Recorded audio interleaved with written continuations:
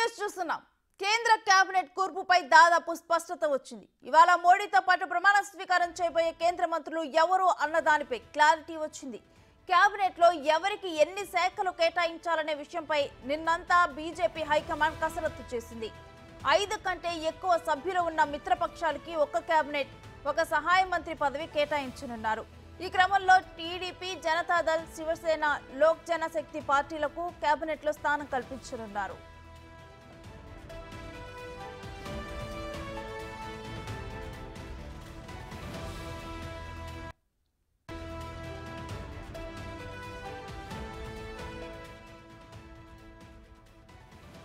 ఇవాళ ప్రధాని మోదీతో పాటు రామ్మోహన్ నాయుడు, పెమ్మసాని చంద్రశేఖర్, చిరాగ్ పాస్వాన్, అనుప్రియా పటేల్, జయంత్ చౌదరి, జతిన్ రామ్ మంగ్జీ, కుమారస్వామి ప్రమాణ స్వీకారం చేయనున్నట్లు తెలుస్తోంది. వచ్చే ఏడాది అసెంబ్లీ ఎన్నికలు జరగనున్న బీహార్, మహారాష్ట్రకు తగిన ప్రాతినిధ్యం కల్పించారు.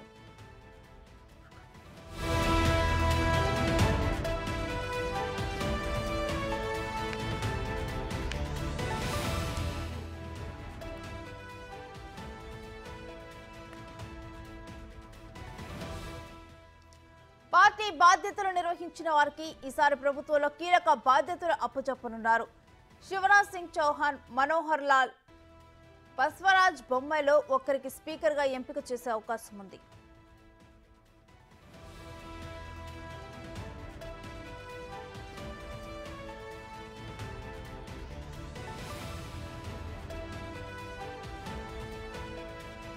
ఇక కీలకమైన రక్షణ, హోం, ఆర్థిక, విదేశీ వ్యవహారాలు సహా విద్యా, సాంస్కృతిక శాఖలు బీజేపీ చేతిలోనే ఉండనున్నాయి.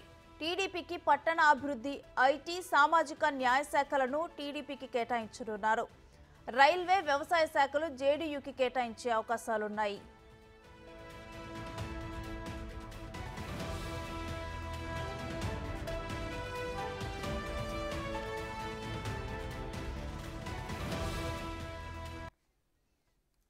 ఇక ఇదే అంశానికి సంబంధించి మరింత సమాచారం మా ప్రతినిధి శివ లైవ్ లో అందిస్తారు.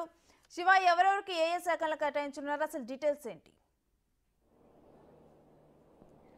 రైట్ రేణు, ఈరోజు ప్రధానిగా మూడవసారి నరేంద్ర మోడీ ప్రమాణ స్వీకారం చేయబోతున్నారు. సాయంత్రం 7 గంటలకు రాష్ట్రపతి భవన్లో ప్రధాని నరేంద్ర మోడీతో పాటు 30 మంది కేంద్ర మంత్రులు ఈ ప్రమాణ స్వీకారం చేయబోతున్నారు. మొత్తంగా చూసుకుంటే ఈ ఎన్డీఏ కూటమి 22 రాష్ట్రాల్లో అధికారంలో ఉన్న నేపథ్యంలో అన్ని రాష్ట్రాలకు సమాన న్యాయం చేయాలనే ఉద్దేశంతో ఇటు సొంత పార్టీ నేతలకు కేంద్ర కేబినెట్లో అవకాశం కల్పించడంతో పాటు కూటమిలో కీలకంగా ఉన్న పార్టీ నేతలకు కూడా, అంటే ఒక 5 మంది కన్నా ఎక్కువ ఉన్న కూటమి 5, అంటే ఇప్పుడు ఆల్రెడీ టీడీపీకి 16 మంది లోక్సభ ఎంపీలు ఉన్నారు, రెండవ అతిపెద్ద పార్టీగా ఉంది. మరోవైపు జేడీయూ 12 మంది ఎంపీలు ఉన్నారు, ఇతరులు 24 మంది ఉన్నారు. అంటే మిత్రపక్షంలోనే ఇతర పార్టీలకు సంబంధించి ఒక్కొక్క పార్టీకి 2, 3, 5, 4 ఉన్న పార్టీలు కూడా ఉన్న నేపథ్యంలో వారికి కూడా ఒక్కొక్కరికి 5 కంటే తక్కువ ఉన్న వారికి మాత్రం ఒక సహాయ మంత్రి పదవి, 5 కంటే ఎక్కువ ఉన్న వారికి 2, అంటే ఒక కేబినెట్ హోదా, ఒక సహాయ మంత్రి పదవి ఇచ్చేందుకు నిర్ణయించుకున్నారు. దానిలో భాగంగానే ఇప్పటికే మొత్తం కొలికి వచ్చింది. దాదాపు 30 మందికి ఇప్పటికే ఫోన్లు చేశారు. ఫోన్లు చేసిన తర్వాత అందరికీ శుభాకాంక్షలు తెలిపారు ప్రధాని నరేంద్ర మోడీ. మరోవైపు ఏపీకి సంబంధించి కూడా చంద్రబాబు, రామ్మోహన్ నాయుడు, పెమ్మసానికి ఫోన్ చేసి శుభాకాంక్షలు తెలిపారు. ఇటు తెలంగాణ నుంచి బండి సంజయ్, కిషన్ రెడ్డి, ఏపీకి బీజేపీకి సంబంధించి ఇంకా ఇప్పటికీ అధికారికంగా ఎవరికి ఇస్తారనేది కూడా సమాచారం లేదు. ఇక తదుపరి మళ్ళా నెక్స్ట్ ఎక్స్పెన్షన్లో వారికి అవకాశం కల్పించే ఛాన్సెస్ అయితే కనిపిస్తూ ఉన్నాయి.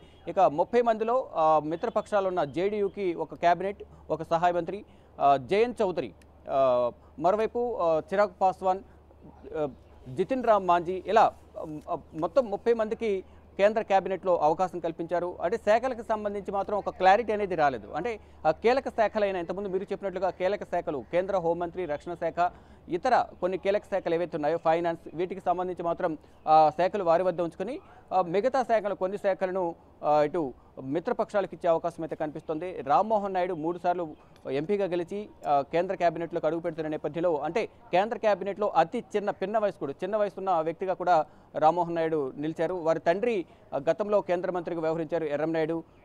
తండ్రి పోరాట పటిమను స్ఫూర్తిగా తీసుకుని తను రాజకీయాల్లోకి వచ్చారు. రాజకీయాల్లోకి వచ్చి 3 సార్లు విజయం సాధించారు.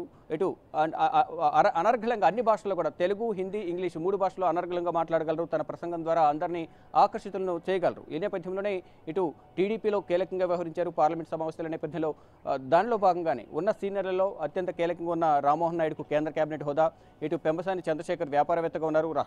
రాష్ట్రంలో పెట్టుబడులు తీసుకురావడానికి కానీ ఇతర కార్యక్రమాలు చేపట్టడానికి పెంబసాని అయితే కరెక్ట్ అనేది భావించి ఇటు చంద్రబాబు కూడా పెంబసాని పేరును సూచించినట్లు తెలుస్తుంది. దానిలో భాగంగానే పెంబసాని చంద్రశేఖర్ను సహాయ మంత్రిగా ఆయనకు అవకాశం కల్పించబోతున్నారు. ఇక శాఖలకు సంబంధించి మాత్రం అధికారిక ప్రకటన అనేది రావాల్సి ఉంది. కీలక శాఖలు మాత్రం వారి వద్ద ఉంచబోతున్నారు. గతంలో ఎవరైతే కేంద్ర మంత్రులు ఉన్నారో వారికి కొంతమందికి అవకాశం కల్పించబోతున్నారు. ఇప్పుడు బీజేపీ జాతీయ అధ్యక్షులుగా ఉన్న జేపీ నడ్డాను ఈసారి పదవి బాధ్యతలు కేంద్ర మంత్రిగా మంత్రి పదవిలోకి తీసుకోబోతున్నారు. ఈ నేపథ్యంలోనే అధ్యక్ష మార్పు అనేది జరగబోతోంది. కేంద్ర మంత్రిగా వ్యవహరించిన గతంలో ఫైనాన్స్ మినిస్టర్గా ఉన్న నిర్మలా సీతారామన్ కూడా కేంద్ర కేబినెట్లో మరోసారి తీసుకోబోతున్నారు. ఇలా ప్రతి ఒక్కరిని కూడా గతంలో సీనియర్లుగా ఉండి కేంద్ర మంత్రివర్గంలో పనిచేసిన అంటే మంచి పర్ఫార్మెన్స్ ఇచ్చిన వారందరినీ కూడా మళ్ళీ కేంద్ర కేబినెట్లోకి తీసుకోబోతున్నారు. ఇక ఇప్పుడు ప్రజెంట్ ఎవరైతే కేంద్ర మంత్రులుగా ఎన్నికయ్యారో, చోటు దక్కించుకున్నారో, ప్రధాని తన టీంలో ఎవరికైతే అవకాశం కల్పించారో వారందరినీ కూడా ఫోన్ చేసి తన నివాసానికి రావాల్సిందిగా, తేనీటి విందుకు హాజరు కావాల్సిందిగా తెలిపిన నేపథ్యంలో అందరూ కూడా ప్రజెంట్ ప్రధాని నివాసంలో తేనీటి విందులో పాల్గొన్నారు.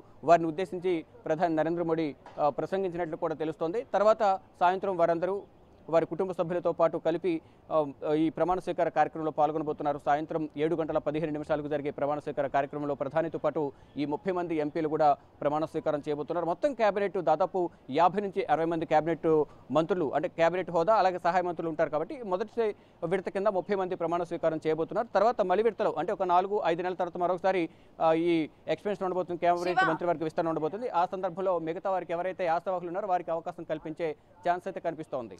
ప్రమాణ స్వీకారానికి సంబంధించి ఏర్పాట్లు ఏ విధంగా జరిగాయి?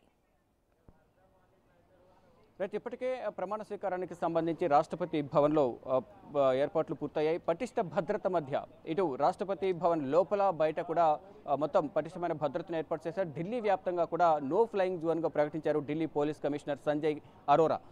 మొత్తం ఆ ఫ్లయింగ్ జోన్లో నో ఫ్లయింగ్ జోన్ ప్రకటించిన నేపథ్యంలో అక్కడ డ్రోన్లు కానీ ఇతర ఫ్లయింగ్ పరికరాలు ఏవైతే ఉన్నాయో అవి ఎవరు కూడా అక్కడ వాడకూడదు. వాడిన నేపథ్యంలో కఠినమైన చర్యలు తీసుకుంటామంటూ కూడా ఇప్పటికే ఆదేశాలు జారీ చేశారు. ఇక పటిష్టమైన భద్రత గతంలో ఏదైతే G20 శిఖరాగ్ర సమావేశం జరిగిన నేపథ్యంలో ఇతర ప్రపంచ దేశాలకు సంబంధించిన అధినేతలందరూ కూడా ఢిల్లీ వచ్చిన నేపథ్యంలో ఆ సమయంలో ఏ విధంగా అయితే భద్రతను ఏర్పాటు చేశారో ఇప్పుడు కూడా 3 అంచెల భద్రతను ఢిల్లీలో ఏర్పాటు చేశారు. ఢిల్లీ పోలీసులు, పారామిలిటరీ బలగాలు, కేంద్ర బలగాలు, CRPF మొత్తం వీరందరూ కూడా భద్రతా బలగాలందరూ కూడా స్నీపర్ టీంలు కూడా ఇక్కడ ఏర్పాటు చేశారు. 2500 మంది ఢిల్లీ పోలీసులతో పాటు కేంద్ర బలగాలు, స్నీపర్ టీంలు ఇవన్నీ కూడా 2500 మంది భద్రతా బలగాల మధ్య ఢిల్లీలో ప్రమాణ స్వీకార కార్యక్రమం అనేది కొనసాగుతోంది. ఇటు రాష్ట్రపతి భవన్ చుట్టూ కూడా మొత్తం నిర్మానుష్యంగా తయారైంది. ఎవరిని కూడా అటువైపు రాకుండా క్షుణ్ణంగా తనిఖీలు చేస్తున్నారు. చెక్ పోస్టులను ఏర్పాటు చేశారు.